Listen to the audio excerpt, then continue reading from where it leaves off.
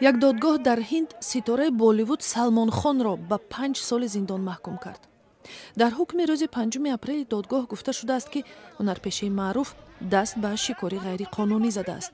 ин ҳукм ба карьераи муваффақи яке аз ситораҳои маъруфи Болливуд зарба мезанад. Салмонхони 52-сола дар куштори ғайриқонунии оҳуи нодире дар соли 1998 гунаҳгор мешавад. 4 ҳунарпешаи дигари Болливуд, ки ҳамчунон гунаҳгор шуданд, озод гардиданд. вакили додситонии Маҳипал Бишной дар суҳбати баъди ҳукми додгоҳ бо хабарнигорон дар додгоҳи Ҷодпур, шаҳре дар аёлати ғарбии Роҷистон гуфт, Салмонхон ҳукми додгоҳро дар зиндони марказӣ пушти сар мекунад.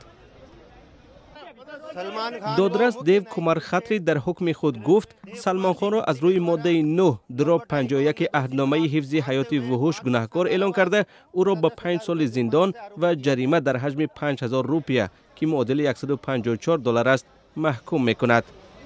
аз рӯи ин қазия 4 ситораи дигари Болливуд Сайф Али Хон, Нилам, Табу ва Сонали Бендре аз додгоҳ озод шуданд. дар ҷараёни мурофиа худи Салмонхон гуфтааст, ки бегуноҳ аст. ин қазия баъди шикояти ҷамъияти Бишной ба додгоҳ рафт. барои онҳо ин оҳу муқаддас ҳисобида мешавад.